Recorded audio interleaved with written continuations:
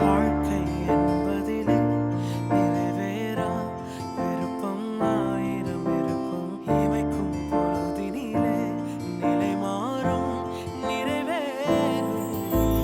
ராஜாவின் மடியில் விளையாடும் அழகு செல்ல பிள்ளை எல்லாம் சரியாகும். விளையாடு மகிழ்வோடு காத்திருந்த நேரம் மாறி பூக்கும் நேரம் வரும். நீ பூத்து காய்த்து கனி கொடுத்து வாழ்க்கை மாறிவிடும்.